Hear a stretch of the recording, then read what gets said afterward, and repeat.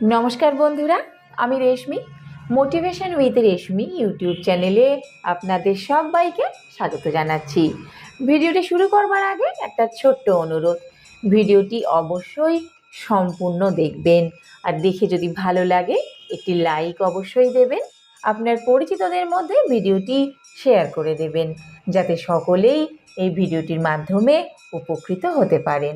আমার চ্যানেলটি এখনও না সাবস্ক্রাইব করে থাকলে অবশ্যই সাবস্ক্রাইব করে দেবেন। চলুন তাহলে আর দেরি না করে আজকের ভিডিওটি শুরু করা যাক। বন্ধুরা, প্রতি শনিবার আমরা তো শনি ঠাকুরের পুজো সকলেই করে থাকি, আর এটাও জানি যে শনি ঠাকুর হলেন কর্মফলের দেবতা। প্রতি শনিবার অন্তত একবার হলেও ভক্তি ভরে শনিদেবের পাঁচালি শ্রবণ করুন। এতে কর্মফলদাতা শনিদেব আপনার প্রতি সন্তুষ্ট থাকবেন এবং আপনার জীবনের নানাবিধ বাধা বিপত্তি দূর করবেন। আর সেই সাথে শনিদেবের কৃপায় শনির 7.5 থেকেও মুক্তি লাভ করতে পারবেন। আজকের এই ভিডিওতে শনিদেবের সম্পূর্ণ পাঁচালিটি পাঠ করে শোনানো হবে। চলুন তাহলে শুরু করা যাক। শ্রীহরি নামেতে এক ছিল যে ব্রাহ্মণ, নিত্য ভিক্ষা করি করে উদর পূরণ। দিবারাত্র কৃষ্ণ নাম জপে অকপটে, অন্তরে সদাই সুখী অন্ন নাহি পেটে। হেনকালে তার একটি পুত্র জনমিল, পুত্রের মুখ দেখি দ্বিজ বিষাদে ভাসিল। ভিক্ষা করি দ্বিজ সেবা পুত্র রক্ষা করে, সুমঙ্গল বলি নাম রাখিল পুত্রেরে। অত্যন্ত মেধাবী পুত্র সবে গুণ গায়, অল্প দিন মধ্যে শিশু শিখে সমুদয়। শাস্ত্র আলোচনা করি শাস্ত্রজ্ঞ হইল, পণ্ডিত বলিয়া তারে সকলে জানিল। মনে মনে সুমঙ্গল হরিকে ডাকিল, গৃহ ছাড়ি নানা তীর্থে ঘুরিতে লাগিল। আচম্বিত এক স্থানে করিল শ্রবণ, পিতা মাতা পরলোকে করছে গমন। শুনি তাহা গয়াধামে করিয়া গমন, বিষ্ণুপাদ পদ্মে শিশু করিল অর্পণ। কালস্যে ঘটে যাহা কে করি খণ্ডন, শনির দৃষ্টিতে পড়ে দ্বিজের নন্দন। ভ্রমিতে ভ্রমিতে দ্বিজ যায় বহু দূরে, শেষে উপস্থিত হয় বিদর্ভ নগরে। রাজার সভায় দ্বিজ উপস্থিত হইল, ব্রাহ্মণ দেখিয়া রাজা অভ্যর্থনা করিল। রাজার নিকটে দ্বিজ দেও পরিচয়, সুমঙ্গল নাম মোর ওহে মহাশয়। অতি দুঃখী হই আমি নাহি পিতা মাতা, নানা দেশে ভ্রমি আমি থাকি যথা তথা। শ্রীবৎস রাজন বলে চিন্তা দূর করো, আমার আশ্রয়ে থাকি মোরে কৃপা করো। শাস্ত্রজ্ঞ পণ্ডিত তুমি বুঝি অনুমানে, শাস্ত্র পাঠে তুষ্ট করো সভাসদগণে। 2 পুত্র আছে মোর গুণ হে ব্রাহ্মণ, পড়াইব তব কাছে করিয়াছি মন। রাজার বাক্যেতে দ্বিজ সন্তুষ্ট হইল, রাজার আশ্রয়ে বাসা করিতে লাগিল। 2 রাজপুত্রে দ্বিজ অতি যত্ন করে, নিত্যি পড়ায় দ্বিজ রাজার কুমারে। এই রূপে কিছুদিন বিগত হইল, পড়ুয়া বেশেতে শনি উপস্থিত হইল। শনিরে জিজ্ঞেসে দ্বিজ শুনো বাছাধন, কিবা হেতু হেতা তব হয় আগমন। শনি বলে এনু শাস্ত্র অধ্যয়নতরে, দ্বিজ বলে যত্ন করে পড়াব তোমারে। অল্প দিন মধ্যে শনি সুপণ্ডিত হইল, সুমঙ্গল পরিচয় জানিতে চাহিল। শনি বলে পরিচয় কিবা দিব আর, শনৈশ্চর নাম মোর সূর্যের কুমার। সুমঙ্গল বললে যদি দেখা দিলে মোরে, কিসে দুঃখ দূরে যাবে বলো হে আমারে। আমার উপরে আছে তোমার কটাক্ষ, কিসে যাবে বলো প্রভু হইয়া সপক্ষ। শনি বলে ভোগকাল 6 মাস আছে, 10 দণ্ড মধ্যে যাবে না আসিবে কাছে। 7ম দিবসে গিয়া ভগীরথী তীরে, একান্ত মনেতে দ্বিজ ভজ মুরারিরে। এত বলি শনিদেব অন্তর্ধান হইল, সুমঙ্গল আর তার দেখা না পাইল। শনি আজ্ঞা মতো দ্বিজ গিয়া গঙ্গা তীরে, নারায়ণে ভজে দ্বিজ একান্ত অন্তরে। 10 দণ্ড পূর্ণ হইল মনেতে বিচারি, উঠি দাঁড়াইল দ্বিজা বলিয়া শ্রীহরি। কিন্তু দশদণ্ড পূর্ণ না হয় তখন তার পূর্বে চলে আসে আপন ভবন।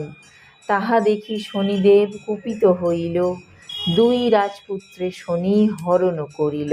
পুনঃ মায়া বলে দুই শিশু মুন্ড গড়ি, দ্বিজের নিকটে শনি যান তাড়াতাড়ি। হেথা দ্বিজ চক্ষু বুঝি শ্রীহরিরে স্বরে, মুন্ড দুটি ফেলে তার উরুর উপরে।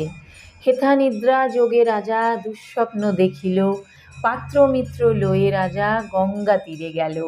দেখিয়া দ্বিজের কোলে পুত্র মুণ্ডোদয়, হাহাকার করি রাজা ধুলায় লুটায়। রাজা দেশে দূতগণ বাঁধে ব্রহ্মানেরে, শৃঙ্খলে বন্ধন করি রাখে কারাগারে। কারাগারে বসে দ্বিজ কাঁদিতে লাগিল, বিপদ হন্তা মধুসূদনে সরিতে লাগিল।